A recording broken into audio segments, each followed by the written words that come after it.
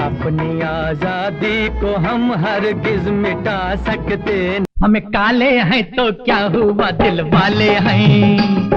जहाँ डाल डाल पर सोने की चिड़िया, शिरडी वाले साईं बाबा। मस्त बहारों का मैं आशिक, मैं जो चाहे यार करूं। बार बार दिन ये आए, जान पहचान हो जीना आसान हो। तू हिंदू बनेगा न मुसलमान बनेगा, कर चले हम फिदा। 14वीं का चांद हो। ये देश है वीर जवानों का, अलबेलों का, मस्तानों का। रफी साहब की आवाज में वो जादू था जो हर दिल को छू लेता था। उनकी आवाज अद्भुत थी। भक्ति गीत हो या रोमांटिक सॉन्ग्स, दर्द भरे गाने हो, हर इमोशन को उन्होंने अपनी आवाज से जीवंत कर दिया। एक कलाकार के रूप में उनकी महानता का अंदाजा इसी से लगाया जा सकता है कि आज भी युवा पीढ़ी उनके गानों को उतनी ही शिद्दत से सुनती है। यही तो है टाइमलेस आर्ट की पहचान। जी हाँ, अब भारत रत्न पर मोदी जी ने एक बार फिर से मुहर लगा दी। उनका तारीफ करने का अंदाज निराला था। देखकर तो यही लग रहा है कि मोदी जी भी बाथरूम में बैठकर रफी साहब के गीत ही गुनगुनाते होंगे। चल उड़ जा रे पंछी, या फिर शायद ये गीत गुनगुनाते होंगे। ये जिंदगी के मेले, ये जिंदगी के मेले। इसीलिए उन्होंने सोचा चलो ये शुभ कर्म भी हम निपटा ही लेते हैं। और यही वजह है कि उन्होंने 2 बार रफी साहब की तारीफ कर दी। पहली बार तारीफ की 24 दिसंबर के दिन उनकी 100वीं जयंती पर, और दूसरी बार तारीफ की मन की बात के माध्यम से। में वो जादू था जो हर दिल को छू लेता था। उनकी आवाज अद्भुत थी। भक्ति गीत हो या रोमांटिक सॉन्ग्स, दर्द भरे गाने हो, हर इमोशन को उन्होंने अपनी आवाज से जीवंत कर दिया। एक कलाकार के रूप में उनकी महानता का अंदाजा इसी से लगाया जा सकता है कि आज भी युवा पीढ़ी उनके गानों को उतनी ही शिद्दत से सुनती है। यही तो है टाइमलेस आर्ट की पहचान। एक बार नहीं, 2 बार करोड़ों लोगों के सामने तारीफ कर दी। अब ब्रह्मा विष्णु महेश ही इसे रोक सकते हैं, लेकिन ये तीनों नहीं रोकेंगे, क्योंकि रफी साहब को भारत रत्न मिले ये तीनों तो यही चाहते हैं। यही है कर्म का सिद्धांत। ये खेल इन तीनों ने रफी साहब के जन्म के समय ही रच दिया था कि तू जाकर लोगों का भला कर, तेरा भला ही होगा। भला करोगे तो भला ही होगा, और बुरा करोगे तो कोई नहीं बचा पाएगा। भला करने वाले। मैं कनिका, सुहाना सफर से। भगवान श्री कृष्ण कहते हैं कि संसार में सभी मनुष्य कर्म करने के लिए आजाद है। कोई भी मनुष्य कुछ भी कर्म करे, मैं उसमें कोई दखलंदाजी नहीं करता। ना ही मैं किसी को कोई कर्म करने के लिए प्रोत्साहित करता हूँ, ना ही मैं किसी को कोई कर्म करने में कोई बाधा डालता हूँ। इसीलिए किसी भी मनुष्य के पाप कर्म या पुण्य कर्मों को करने में मेरा बिल्कुल हस्तक्षेप नहीं होता है।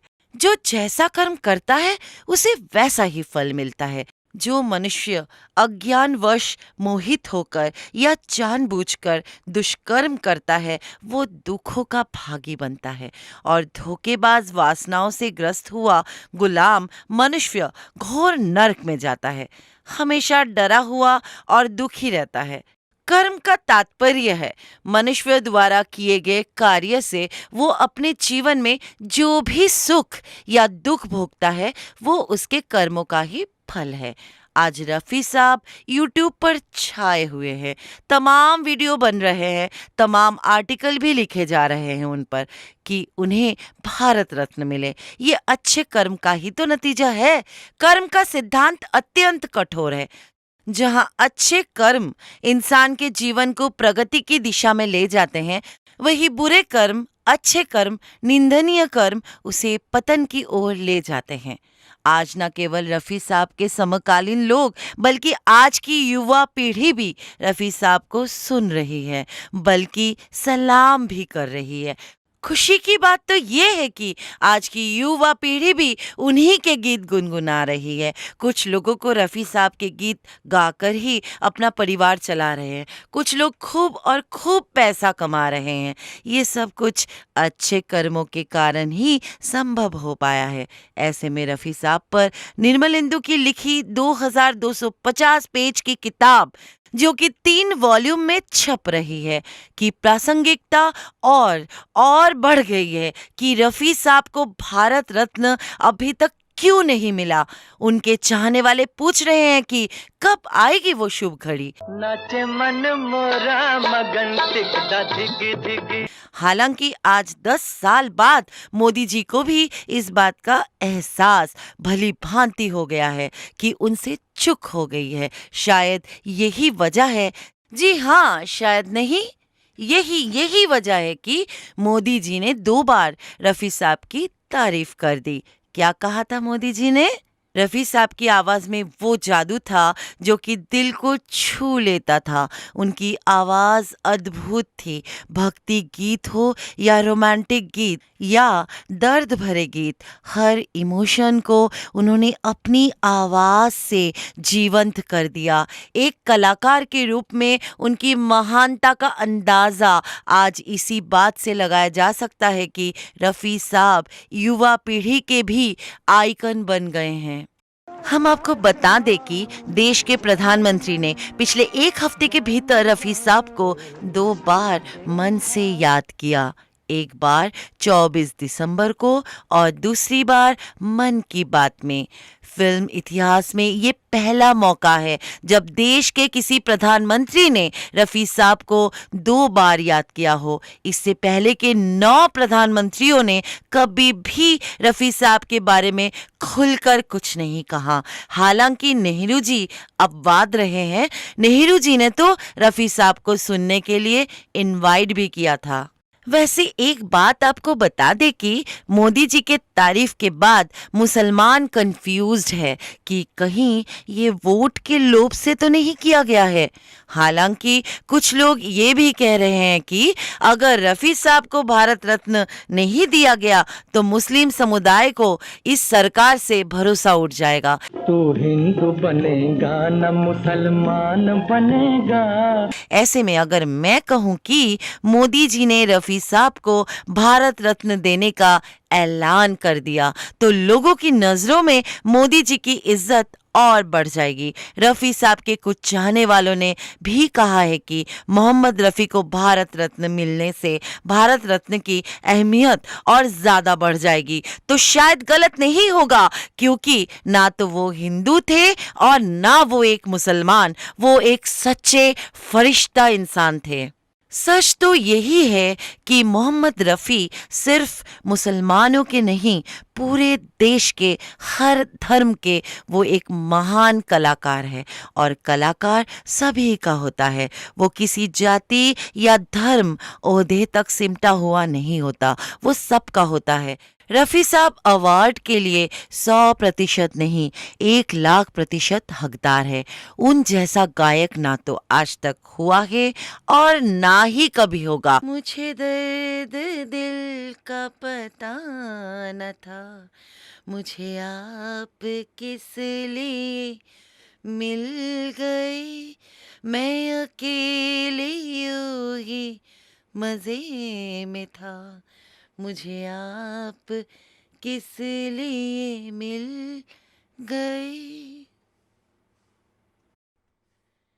यूं ही अपने अपने सफर में गुम, कहीं दूर मैं, कहीं दूर तुम, कहीं दूर तुम, चले जा रहे थे जुदा जुदा, मुझे आप किस लिए मिल गए, मैं अकेले यूं ही मजे में था, मुझे आप किस लिए मिल गए।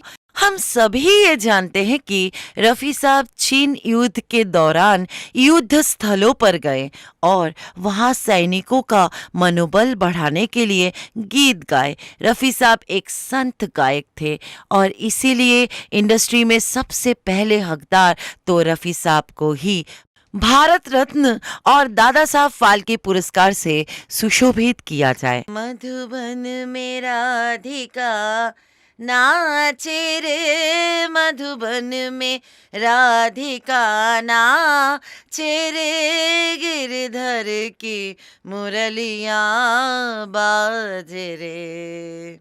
मैंने पूछा चांद से कि देखा है कहीं मेरे यार साहसी।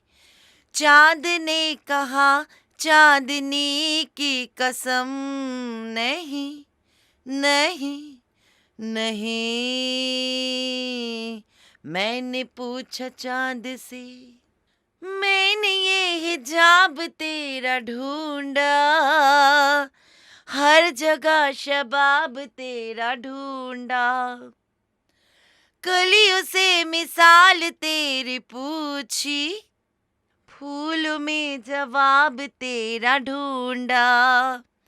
मैंने पूछा चांद से कि देखा है कहीं मेरे यार साहसी। चांद ने कहा चांदनी की कसम, नहीं नहीं नहीं। अपनी बहुमुखी प्रतिभा के लिए माने जाने वाले मोहम्मद रफ़ी एक ऐसे उस्ताद थे जिनकी आवाज़ रोमांटिक गीतों से लेकर हाई एनर्जी गानों तक, यहाँ तक कि शास्त्रीय और देशभक्ति के गानों तक की भावनाओं को बखूबी बयां कर सकती थी। जिंदाबाद जिंदाबाद ऐ मोहब्बत, 14वीं का चांद हो, आना है तो आ रहा हमें कुछ। जैसी फिल्मों में उनके मशहूर ट्रैक कालजयी है। प्रधानमंत्री मोदी ने रफ़ी साहब के बारे में ऐसा ऐलान किया कि रफ़ी सर के चाहने वाले ही नहीं, आम व खास लोग भी गदगद हो गए। पहले हमारे पूर्व उपराष्ट्रपति नायडू जी ने भी रफ़ी साहब को गंधर्व अवतार, जी हाँ गंधर्व अवतार, और बाकी सभी से आगे बताया था। अब मोदी जी ने रफ़ी साहब की तारीफ कर दी। जनाब एक नहीं दो बार, तो ये रफ़ी साहब के लिए भारत रत्न से भी बढ़कर है। जय नायडू जी की, जय मोदी जी की। आंकड़े बताते हैं कि 70 सालों के इतिहास में जितने भी देशभक्ति के गीत बने हैं उनमें से सबसे ज्यादा लगभग 25 गीत रफ़ी साहब ने ही गाए हैं। ये सभी कालजयी गीत हैं। तो चलिए एक नजर उनकी वर्सटाइल गायकी पर डालते हैं। अपनी आजादी को हम हरगिज मिटा सकते। ये देश है वीर जवानों का, अलबेलों का, मस्तानों का। आए बहार बन के लुभा, जहाँ डाल डाल पर सोने की चिड़िया। हमें काले हैं तो क्या हुआ, दिल वाले हैं। ये तेरी सादगी, जय रघुनंदन जय सिया राम। शिरडी वाले साईं बाबा, मस्त बहारों का मैं आशिक, मैं जो चाहे यार करूं। बार बार दिन ये आए, जान पहचान हो, जीना आसान हो। रफ़ी साहब सदियों तक याद किए जाएंगे। उनकी आवाज में अदम्य जोश, राष्ट्र के प्रति समर्पण भाव और वतन पर निछावर कर देने वाला एक अलग तरह का जज्बा दिखाई देता है। यही वजह है कि संगीतकारों ने देशभक्ति के गीतों के लिए उनकी आवाज को ही ज्यादा पसंद किया। भी गाने सुने आप लोगों ने, ये सब रफ़ी साहब द्वारा गाए गए हैं। इस प्रकार के देशभक्ति गीतों को कौन ना पसंद कर सकता है। इस प्रकार के लोग हमेशा रफ़ी साहब के धर्म के कारण उनके विरोधी रहे हैं। रफ़ी साहब विश्व की रीढ़ है। उनका योगदान इस विश्व के सभी लोगों के उत्थान के लिए सबसे अधिक है। लगभग एक सदी के भारतीय सिने संगीत इतिहास में 2 ही ऐसे महानतम स्वर हैं जिनके गायन में भारत की आत्मा प्रतिबिंबित होती है। पहला स्त्री स्वर में कोकिल कंठी लता मंगेशकर